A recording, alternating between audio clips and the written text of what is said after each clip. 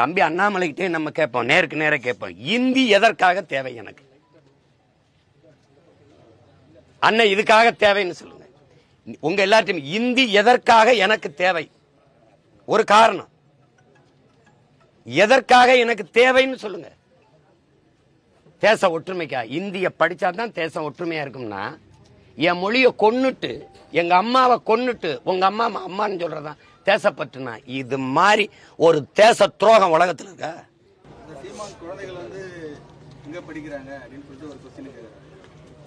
எங்க படிக்கிறாங்கன்னு எங்க படிக்கிறாங்கன்னு குழந்தை இருக்கு. நீ எங்க என் தாய்மொழியை படிக்க நீ எங்க பள்ளிக்கூடம் வச்சிருக்க அண்ணாமலை?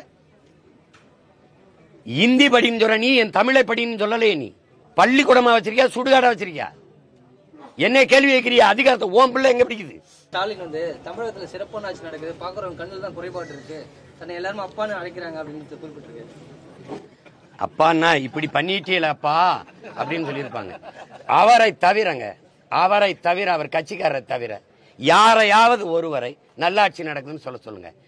ஜெயலலிதா அம்மையார்னா அம்மா, இப்படி பேரறிஞர் அண்ணானா அண்ணா அப்படின்னு வந்துருச்சுல. இப்ப என்ன எல்லாரும் அண்ணன், வயதுல பெரியவங்க சின்னவங்க எல்லாரும் ஒரு அண்ணன். இப்ப எங்க தலைவர்னு எடுத்துக்கிட்டீங்கன்னா வயதுல பெரியவங்க சிலைவர்கள் கூட தம்பின்னு கூப்பிடுவாங்க, ஒரு குறியீடு ஆயிடுச்சு. அது மாதிரி அவர் தனக்கு அப்பா அப்படின்னு ஒரு குறியீடாக்கணும்னு நினைக்கிறார். அப்பான்னா அது அந்த சொல்லுக்கு ஒரு பெரிய புனிதம் இருக்கு, மாண்பு இருக்கு. எல்லா பிள்ளைகளையும் நல்லா படிக்க வைக்கணும், எல்லா பிள்ளைகளையும் நல்லா குடிக்க வைக்கக்கூடாது. அண்ணா பல்கலைக்கழகத்தில் பண்புணர்வுக்கு ஆளாக்கப்பட்டால பாலியல் வன்கொடுமைக்கு, அவளுக்கு யார் அப்பா? அந்த பிள்ளைக்கு யார் அப்பா? ஐயா தானா? இப்ப கள்ளச்சாராயம் வித்ததில்ல, அந்த மயிலாடுதுறையில 2 பிள்ளைகளை, படிக்கிற பிள்ளைகளை வெட்டி கொண்டிருக்காங்கல்ல, செத்து விழுந்திருக்காங்கல்ல, அந்த பிள்ளைக்கு யாரப்பா? ஐயா தானா? இப்படிப்பட்ட அப்பா பார்க்கும்போது என்னப்பா இப்படி பன்றியலப்பான்னு கேட்க தோணுது. உங்களுடைய அந்த பாடத்திட்டத்தில் சமஸ்கிருதம் இருக்கா இல்லையா? ஏன் நான் சமஸ்கிருதம் படிக்கணும்? ஏன் படிக்கணும்? என் தாய்மொழியில படிக்கிற வாய்ப்பையே இழந்துட்டு இன்னொரு மொழியை நான் கட்டாயமா கற்கணுங்கிற கொடுங்கோன்மை, அந்த கொடுமையை யார் எப்படி சகிக்கிறது? எத்தனை ஜன்னல்கள் வீடுகளுக்கு இருக்க அத்தனை மொழிகளா, உலக மொழிகள் இருக்கட்டும், இந்தி இருக்கட்டும், அல்லது தெலுங்கு இருக்கட்டும், கன்னடம் இருக்கட்டும், மலையாளம் இருக்கட்டும், துளு இருக்கட்டும், போஜ்புரி இருக்கட்டும், மராட்டி இருக்கட்டும், அது பிரச்சனை கிடையாது. ஆனால் நுழைவாசலாக இருக்கிற தலைவாசலாக எங்கள் உயிர் மொழி தாய்மொழி தமிழ் தான் இருக்கணும். இந்த அதிகாரம் செய்யாது, இது செய்யாது, இது கோழைகளின் கூடாரம், இது செய்யாது, இது திரிஞ்சு சண்டை போடாது, பேசும். ஆளுங்கட்சியா இருக்கும்போது இந்தியை எதிர்க்காது, எதிர்கட்சியா இருக்கும்போது இந்தி தெரியாத போடாங்க. ஆளுங்கட்சிக்கும் போது கேல இந்தியா விளையாட்டு போட்டி நடத்தும். இந்திய ஆளுங்கட்சியா இருக்கும்போது, எதிர்கட்சியா இருக்கும்போது கோபேக் மோடிங்க, ஆளுங்கட்சியா வந்த பிறகு வெல்கம் மோடிங்க. அப்ப இந்தி தெரியாத போடா, இந்திக்காரனே வாடாங்கிறதா இவங்க கோட்பாடு. இதை கடைபிடிச்சாதான் உங்களுக்கு நாங்க நிதியை ஒதுக்கி தருவோங்கிறது. அது எந்த மாதிரியான மனப்போக்கு, எப்படியான நிர்வாகம், அது எப்படிப்பட்ட தலைமைன்னு நீங்க பார்க்கணும். இது எப்படி ஒரு ஜனநாயகமா இருக்கும்? இதை செய்தாதான் அப்படின்னு சொல்றது எப்படி சரியா இருக்கும்னு சொல்லு. உங்க காசை கேட்கல, மாநிலங்களின் நிதி வருவாய் தான், மாநிலங்கள் கொடுக்கிற வருவாயின் பெருக்கம்தான் மத்திய அரசு, இந்திய ஒன்றிய அரசுக்குன்னு ஒரு நிதி. நம்ம இப்படி கேட்போம், இந்திய அரசுக்கென்று வருவாய் பெருக்கத்துக்கு ஏதாவது வழி இருக்கா? ஏதாவது இருக்கா? மாநிலங்கள் கொடுக்கிற வருவாயின் பெருக்கம் தான், வரி வருவாயின் பெருக்கம் தான் உங்களுக்கான நிதி வளமை. அதை அந்தந்த மாநிலங்களுக்கு பொதுமைப்படுத்தி பிரிச்சு கொடுக்க வேண்டியது அரசினுடைய கடமை. அதுக்கு தான் பொது அமைப்பா ஒரு அரசுன்னு வைக்கிறோம். அப்ப நீங்க அதை வச்சுக்கிட்டு இதை செய்தால் தான் தருவோம், இதை செய்யலைன்னா தர முடியாது அப்படிங்கிறது இது சர்வாதிகாரம் அப்படின்னு இதை சொல்ல முடியாது. இது கொடுங்கோன்மை, இது கொடுங்கோன்மை, இது ஏற்கத்தக்கது அல்ல. இது நாட்டினுடைய இறையாண்மைக்கு, ஒருமைப்பாட்டுக்கு நேர் எதிரானது. இது ஒவ்வொரு தேசிய இனங்களுக்கும் உரிமை இருக்கு. அதனாலதான் மாநில தன்னாட்சிங்கிற முழக்கமே வந்தது, அதை முன்வைத்து போராட்டங்களும் வந்தது. அது உங்களுக்கே தெரியும். புரட்சியாளர் அண்ணல் அம்பேத்கர் இந்த அரசியல் சாசனத்தை எழுத போகிற போது சொன்னது, இதுவரைக்கும் இப்படி ஒரு சாசனம் இருந்ததில்லை, நாம உருவாக்க போறோம்.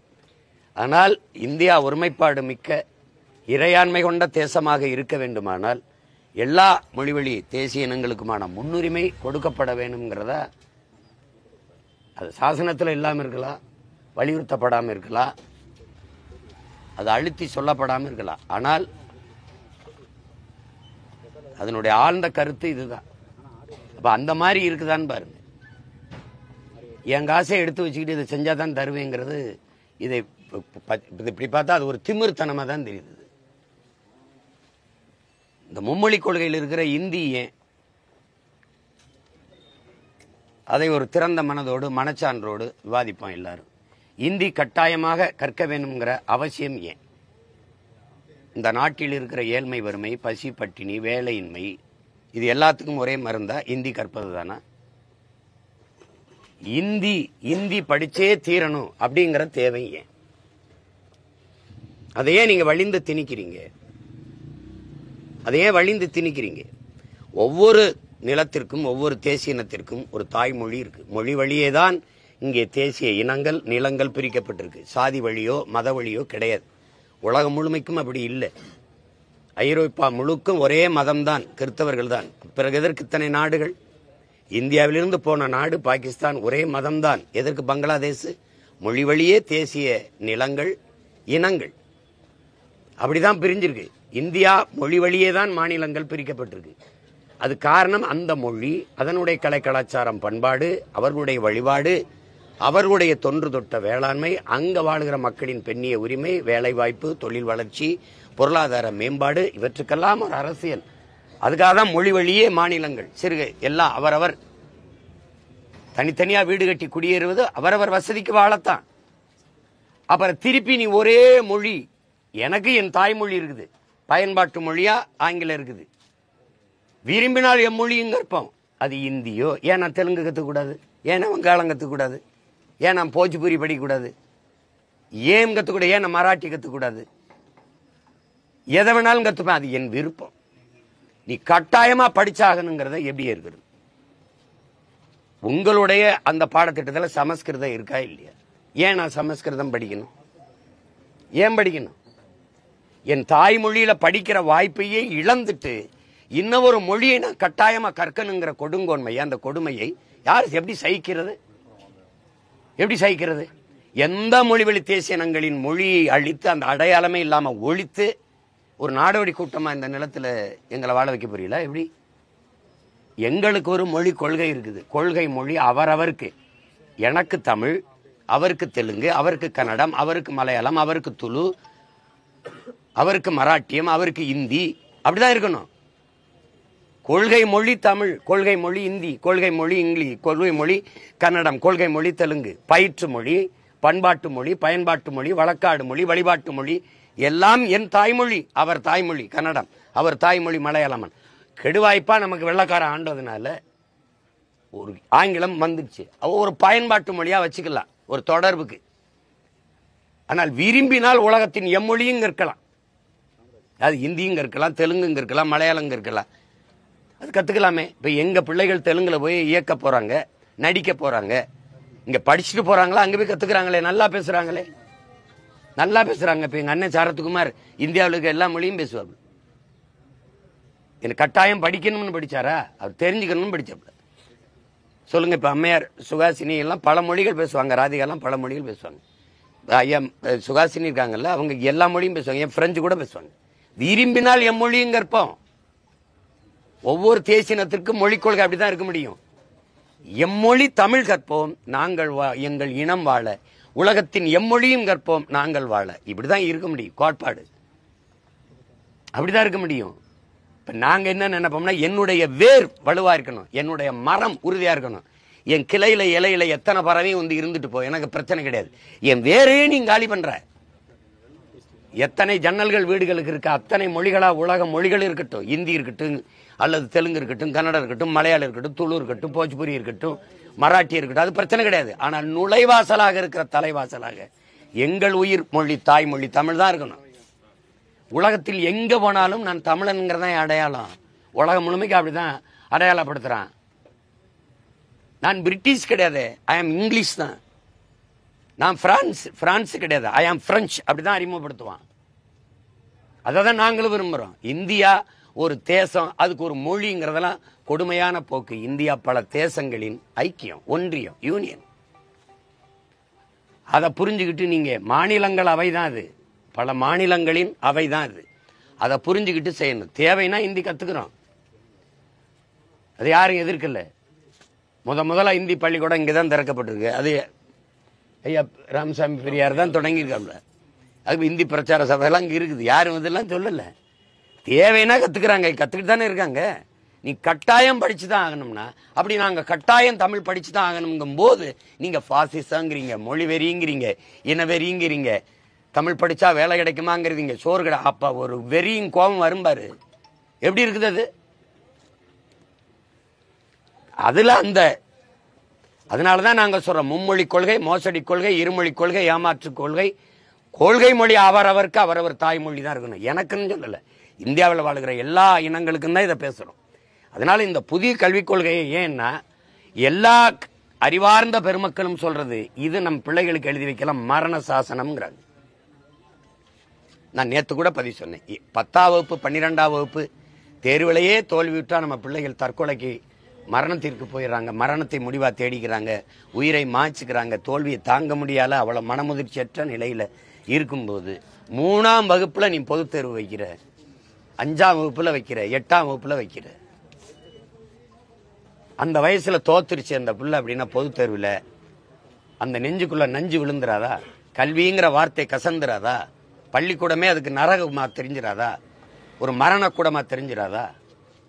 என்னது தேர்வுனால ஒருத்தர் தேர்ச்சி பெற்று அறிவாளியா வந்துருவாருங்கிறது இப்ப பார்த்து எழுதுறவன்லாம் என்ன கணக்கில் எழுதுறேன்? நீட்டுன்னு வச்சுங்க, எல்லாம் மேலாளர் கதவுக்கு வெளியில நிக்கிறார், எல்லாம் புத்தகத்தை விரிச்சு வச்சு எழுதுறான். நீ 700 பேர் எழுதுறாருன்னு சொல்ற, ஆனா தேர்ச்சியில 800 பேர்னு அறிவிக்கிற. இதெல்லாம் வட இந்தியாவில் நடக்குதா இல்ல? வேணா என்கிட்ட சான்று இருக்கு, எடுத்து வேணா காட்டுறேன். இது என்ன மாதிரியான நிர்வாகம், இந்த மாதிரியான கட்டமைப்பு, எதை நோக்கி இந்த நாட்டை நகர்த்துறீங்க? இதுதான் பிரச்சனையா? 28 விழுக்காடு இரவு உணவு இல்லாம தூங்க போறான். பல கோடிக்கணக்கான பச்சிலை குழந்தைகள் பசியோடு உறங்க போகுது. வேலையற்று பல கோடிக்கணக்கான இளைஞன் வீதியில நிக்கிறான். நீங்களே வந்து 2 கோடி இளைஞர்களுக்கு வேலை கொடுப்பேன்னு நீங்க கொடுத்து முடிச்சிட்டீல. என்ன நடந்துட்டு இருக்கு? எல்லாவற்றையும் தனியாருக்கு கொடுத்துட்டு தனிப்பெரும் முதலாளியின் லாப குவியலுக்கு தரகு வேலை பார்த்துக்கிட்டு நீங்க இந்திய படி இந்த கொள்கையை ஏத்துக்கிட்டா தான் நான் காசு தருவேன்னா, அதே இதை ஒரு வீரமாக நான் வந்து நீங்க என் நிலத்தின் வரி, சரக்கு மற்றும் சேவை வரி உட்பட ஒரு வரி உனக்கு வராது அப்படின்னு தடுத்து நிறுத்தினா என்ன பண்ணுவீங்க? இந்த அதிகாரம் செய்யாது, இது செய்யாது, இது கோழைகளின் கூடாரம், இது செய்யாது, இது திரிஞ்சு சண்டை போடாது, பேசும். ஆளுங்கட்சியா இருக்கும்போது இந்தியை எதிர்க்காது, எதிர்கட்சியா இருக்கும்போது இந்தி தெரியாத போடாங்க. ஆளுங்கட்சிக்கும் போது கேல இந்தியா விளையாட்டு போட்டி நடத்தும். இந்திய ஆளுங்கட்சியா இருக்கும்போது எதிர்கட்சியா இருக்கும்போது கோபேக் மோடிங்க, ஆளுங்கட்சியா வந்த பிறகு வெல்கம் மோடிங்க. அப்ப இந்தி தெரியாத போடா, இந்திக்காரனே வாடாங்கிறத இவங்க கோட்பாடு. இப்ப 1.5 கோடி இந்திக்காரன் வந்துட்டான். அதனால அது என் பிள்ளையை படிக்க வைக்கிறதுக்கு எனக்கு தெரியாதா? என் பிள்ளைக்கு என்ன உணவு கொடுக்கணும், என்ன உடை போடணும், என்ன மாதிரி கல்வியை கொடுக்கணும் தெரியாதா? அந்தந்த மாநிலத்திற்கு கொடுத்துரு. கல்வியை நீ பொதுப்பட்டியல் வேண்டி வச்சுக்கிட்டு இருக்கனால இந்த ஆட்டம். அதை பறி கொடுத்தது இந்த பெருமக்கள் தான். எடுத்துக்கிட்டு போகும்போது வேடிக்கை பார்த்துக்கிட்டு நின்னது இவங்க தான். கல்வி மானுட உரிமை, ஒவ்வொரு மாநிலத்தின் உரிமை, அதை கொடுக்க வேண்டியது அரசின் கடமை. நீ எனக்கு கொடுத்துரு கல்வி உரிமையை. எங்க மருத்துவக் கல்லூரி கட்டணும், எவ்வளவு சட்டக்கல்லூரி கட்டணும், எவ்வளவு பொறியியல் கல்லூரி கட்டணும், என்ன என் பிள்ளைக்கு எப்படி படிப்பு சொல்லி கொடுக்கணும் எனக்கு தெரியும். அதை விட்டுட்டு இதை படிச்சா தான் ஆச்சு அப்படின்னு. 2016ஆம் ஆண்டு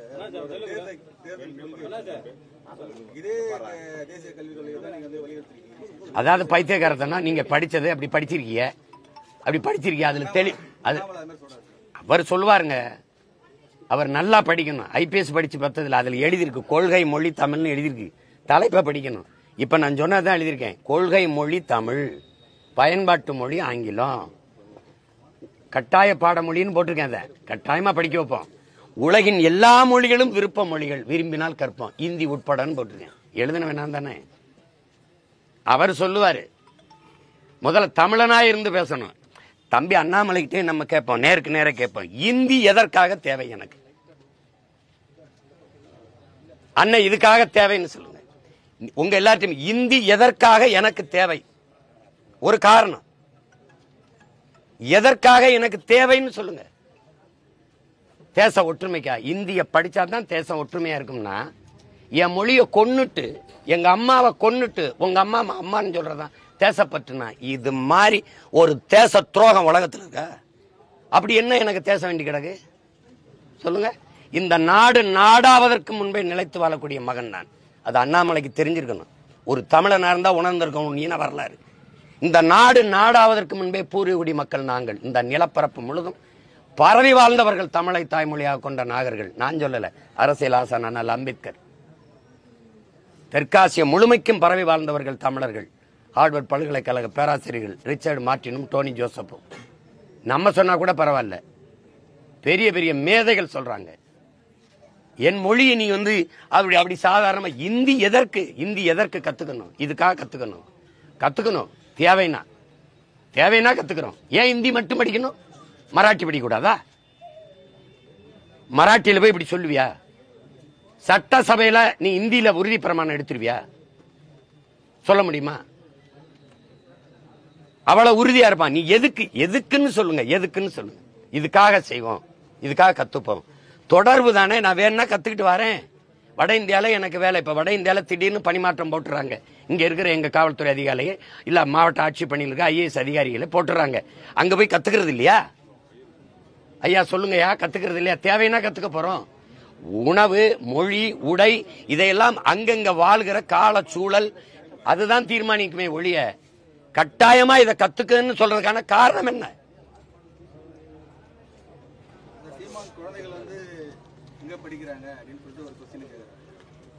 எங்க படிக்கிறாங்கன்னு குழந்தை இருக்கு. நீ எங்க என் தாய்மொழியை படிக்க நீ எங்க பள்ளிக்கூடம் வச்சிருக்க அண்ணாமலை? இந்தி படின்னு சொல்ற நீ, என் தமிழை படின்னு சொல்லலையே நீ. அப்புறம் தமிழ் பள்ளிக்கூடம் எங்க வச்சிருக்க? பள்ளிக்கூடமா வச்சிருக்கியா, சுடுகாடா வச்சிருக்கியா? என்ன கேள்வி கேட்கிறியா? அதிகாரத்தை ஓம் பிள்ளை எங்க பிடிக்குது? இந்த நாட்டில் இருக்கிற அமைச்சர் பெருமக்கள், சட்டமன்ற உறுப்பினர், பாராளுமன்ற உறுப்பினர் ஒருத்தர் பிள்ளை அரசு பள்ளிக்கூடம் படிக்க ஏன் கேவலமா இருக்கு? பள்ளிக்கூடம் அல்ல, சுடுகாடா இருக்கு. சுடுகாடு நட்சத்திர விடுதியா இருக்கு, கட்டி வச்சிருக்க. அப்படி தமிழ் படிக்க வாய்ப்பு வச்சிருக்கியா? 50,000 பேர் 10ஆம் வகுப்பு பொதுத் தேர்வில் தமிழ் தாய்மொழி தேர்வு எழுத வரல. திட்டமிட்டு என் மொழியை அழிச்சிட்டு சீமா மக எங்க படிக்கிறேன்? எங்க படிச்சா உனக்கு என்ன? நீ படிக்க வாய்ப்பு கூட அங்க வந்து படிப்பான். நான் எதுக்கு போராடுறேன் தெரியுமா? என் பிள்ளைகளுக்கு வந்த மாதிரி ஒரு தாய்மொழி எழுத படிக்க தெரியாம 3 தலைமுறை இந்த திராவிட ஆட்சிகள் உருவாக்கிருச்சு. அந்த நிலையில் மாத்தணும் தான் நான் அதிகாரத்துக்கு வர துடிக்கிறேன். தமிழ் பயிற்று மொழி, ஆங்கிலம் கட்டாய பாடமொழி, எந்நாட்டு அறிவியலை, எந்நாட்டு புவியியலை, எந்நாட்டு வேளாண்மையை, எந்நாட்டு வரலாறு எதற்கு நான் ஆங்கிலத்தில் படிக்கணுங்கிறத எங்களுடைய கேள்வி. எந்நாட்டு வேளாண்மையை நான் எதுக்கு இங்கிலீஷ்ல படிக்கணும்?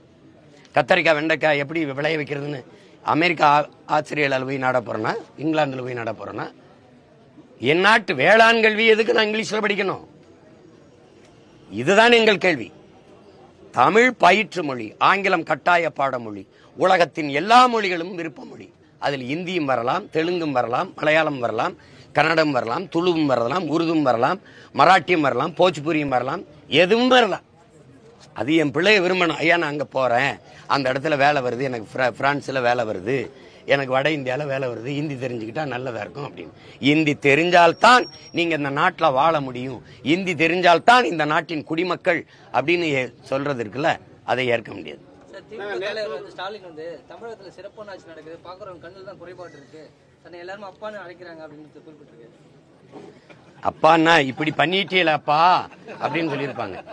அவரை தவிர அவர் கட்சிக்காரரை தவிர யாரையாவது ஒருவரை நல்லாட்சி நடக்குதுன்னு சொல்லுங்க.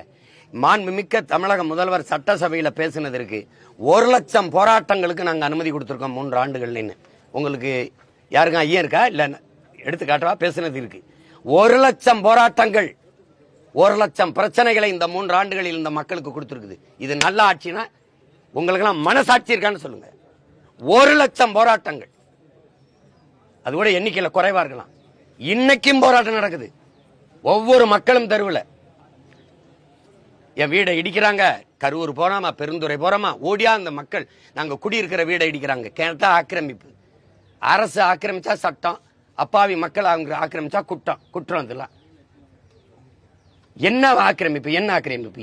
ஏரியை ஆக்கிரமிச்சு பள்ளிக்கரண ஏரிய இயற்கையின் அருங்கொடையை ஆக்கிரமிச்சு குப்பை மாடாக்கணும் பெருமக்கள்.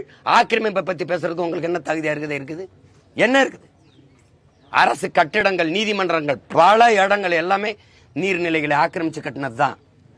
நல்லாட்சின்னு அவரை தவிர இந்த நாட்டில் யாருமே சொன்னாதான் கேட்கிறேன். நல்லாட்சி நல்லாட்சி என்று சொல்லுகிற பெருமக்களே உங்களுக்கு இருக்கா மனசாட்சின்னு தான் நான் கேட்கிறேன். சும்மா ஏதாவது பேச்சுக்காதீங்க. நல்லாட்சி கொடுக்குறேன், நல்லாட்சி கொடுக்குறேன், நல்லாட்சி கொடுக்குறேன். நீங்க ஈரோடு இடைத்தேர்தலில் வந்து நான் இப்படி ஆட்சி கொடுத்துருக்கேன்னு சொல்லி நீங்களும் உங்க மகனும் நின்று ஏன் ஓட்டு கேட்கல? ஓட்டுக்கு எதுக்கு நோட்டு கொடுத்தீங்க, காசு கொடுத்தீங்க? எதுக்கு கள்ள ஓட்டு போட்டீங்க? ஹலோ ஐயா, நல்லாட்சி நாயகரே, திராவிட மாடலின் திலகமே, எதையாவது பேசிட்டு நேற்று ஒரு வழக்கில் வந்து பாத்தீங்கன்னா உங்களுடைய மனுவை தள்ளுபடி நடத்தணும்னு சொல்லியிருக்காங்க. அந்த எப்படி அதை நடத்துவோம், நீதிபதி சொல்லிக்கார நடத்துவோம். வழக்கு போட்டது நான் தான், நடத்துவோம். அப்பான்னு கூட்டாலே வேற மாதிரி அர்த்தம்னு சொல்லிட்டு சிவி சண்முகம் சொல்லியிருக்காரு சார். அதுக்கு வந்து இப்ப காங்கிரஸ் தலைவர் வந்து கண்டனம் தெரிவிச்சிருக்காரு. சிவி சண்முகம் அமைச்சர் சிவசங்கர் கண்டனம் தெரிவிச்சிருக்காரு. அப்பான்னு சொல்றதுக்கு அர்த்தம் வேற. இவர் அப்பான்னு சொல்றது முதல்வர் விரும்புறாருன்றத அது வந்து அவர் ஒரு அடையாளமா ஆகணும்னு நினைக்கிறார். இப்போ ஜெயலலிதா அம்மையார்னா அம்மா, இப்படி பேரறிஞர் அண்ணானா அண்ணா அப்படின்னு வந்துருச்சுல. இப்ப என்ன எல்லாரும் அண்ணன், வயதுல பெரியவங்க சின்னவங்க எல்லாரும் ஒரு அண்ணன். இப்ப எங்க தலைவர்னு எடுத்துக்கிட்டீங்கன்னா வயதுல பெரியவங்க சிலைவர்கள் கூட தம்பின்னு கூப்பிடுவாங்க, ஒரு குறியீடு ஆயிடுச்சு. அது மாதிரி அவர் தனக்கு அப்பா அப்படின்னு ஒரு குறியீடாக்கணும்னு நினைக்கிறார். அப்பான்னா அது அந்த சொல்லுக்கு ஒரு பெரிய புனிதம் இருக்கு, மாண்பு இருக்கு. எல்லா பிள்ளைகளையும் நல்லா படிக்க வைக்கணும், எல்லா பிள்ளைகளையும் நல்லா குடிக்க வைக்கக்கூடாது. பள்ளிக்கூடத்துக்கு போற பிள்ளைகளை மார்பை கடிச்சு வச்சிருது, அந்த 6 பேர் 9வது பிள்ளைய கற்பமாக்கி விடுறது, மனநலம் பாதிக்கப்பட்ட பிள்ளைய பல பேர் சேர்ந்து வன்புணர்வு செய்யறது. அண்ணா பல்கலைக்கழகத்தில் வன்புணர்வுக்கு ஆளாக்கப்பட்டால பாலியல் வன்கொடுமைக்கு, அவளுக்கு யாரப்பா? அந்த பிள்ளைக்கு யாரப்பா? ஐயா தானா? இப்ப கள்ளச்சாராயம் வித்ததில்ல, இந்த மயிலாடுதுறையில 2 பிள்ளைகளை, படிக்கிற பிள்ளைகளை வெட்டி கொண்டிருக்காங்கல்ல, செத்து விழுந்திருக்காங்கல்ல, அந்த பிள்ளைக்கு யாரப்பா? ஐயா தானா? இப்படிப்பட்ட அப்பா பார்க்கும்போது என்னப்பா இப்படி பன்றியலப்பான்னு தான் கேட்க தோணுது. வேற எதுவும் கேள்வி இருக்கா? நன்றி, வணக்கம். உயர்நீதிமன்றமே பாராட்டு தெரிவிச்சது தமிழக அரசுக்கு. அப்பா வழக்கலையா? நடவடிக்கை சரியா எடுத்துக்கிறாங்க. நீங்க அண்ணா பல்கலைக்கழகம் சரியானதை கையாளுறாங்க. காவல்துறையும் தமிழக அரசு வந்து சென்னை உயர்நீதிமன்றமே பாராட்டு நடவடிக்கை. நான் உங்ககிட்ட கேட்கிறேன், ஊடக இருங்க தம்பி, ஊடகவியலாளர்களா என் உடன் பிறந்தாட்ட கேட்கிறேன், நடவடிக்கை என்ன? எடுத்த நடவடிக்கை நமக்கு தெரியணும்ல. என்ன நடவடிக்கை? நான் என்ன கேட்கறது சொல், என்ன நடவடிக்கை? தம்பி ஆம்ஸ்ட்ராங் கொலையில இருந்து என்ன நடவடிக்கை இருக்கு? சாலையில, கிழக்கு கடற்கரை சாலையில திமுக கொடியை கட்டி போனதுல வந்த பிரச்சனைக்கு இல்ல நான் அதிமுக காரன், நான் சும்மா டோல்ல வந்து இது பண்றதுக்காக, அதை ஏமாத்துறதுக்காக கொடியை கட்டினேன். அப்படின்னா உன் கொடியை கட்டினா ஏமாத்தலாம் அதானே? அவனை மட்டும் நீ போலீஸ் காவல்துறை வண்டியில வச்சு எடுத்தீங்களா இல்ல வீடியோ? அந்த பையன் பேசினால அதை ஏன் ஞானசேகரன் எடுக்கல? ஒரு தங்கச்சி சொன்ன வாக்குமூலத்தை முதல் தகவல் அறிக்கையில எஃப்ஐஆர்ல வெளியிட்ட நீ, அவனை ஏன் நீ வாக்கு எடுக்கல? எதனால அப்படி பண்ண சார்? தெரியாம பண்ணிட்டேன் சார், இப்படி பண்ணிட்டேன் சார், இதுக்கு முன்னாடி இப்படி பண்ண சார், இப்படி பண்ண, ஏன் எடுத்து வெளியில? தம்பி ஆம்ஸ்ட்ராங் கொலையில இத்தனை கைதிகளை கைது பண்ணிருக்கீல்ல, 3 பேரை என்கவுண்டர் பண்ணல, கண்டதும் சுட்டு கொண்டிருக்கீல, எதுக்காக கொன்னீங்க? காரணம் சொல்லுங்க. ஏன் அவனை கொன்னீங்க? அவன் தான் குற்றவாளியா? அவன் தான் திட்டம் திட்டினானா? அப்படின்னா அது வெளியில சொல்லணும்ல. தப்புன்னு சுட்டு போடுறதுக்கானது. சுட்டு ஏன் போடணும்? ஒரு குற்ற வழக்கில் சம்பந்தப்பட்டவனை இதுக்காக ஆம்ஸ்ட்ராங்க கொன்னாங்க, இதுதான் காரணம், இதுக்கு காரணகர்த்தா இவர் திட்டமிட்டு கொடுத்தார், இவர் கொலைக்கு இவ்வளவு காசு கொடுத்தார், இந்த நோக்கத்துக்காக இதுக்காக நாங்க கொன்னோம் அப்படின்னு ஏன் அந்த கைதியில வேன்ல ஏத்திட்டு போற அவன்ல ஒருத்தனை நீ வாக்கு எடுத்து வீடியோ போடல? இதுல நடவடிக்கை சொல்லுங்க. இந்த கையில ஒரு கட்டு போட்டீங்க, இந்த கையில ஒரு கட்டு போட்டீங்க, எல்லா குற்றவாளிக்கும் செய்யறதானே? மார்கை மாதிரி அடிச்சு வெள்ளைய ஒரு கட்டை போட்டு அவன் உட்கார்ந்துருப்பான். அப்புறம் வண்டியில ஏற்றும்போது தாங்கி தூக்கிட்டு வருவிய, இறங்கி நடக்கும்போது நல்லா நடந்து போவான், ரயில்வே ஸ்டேஷன் போகும்போது தள்ளு வண்டியில் தள்ளிட்டு போவிய. இந்த திராவிட நாடகத்தை என்னைக்கு நிறுத்துவீங்க நீங்க?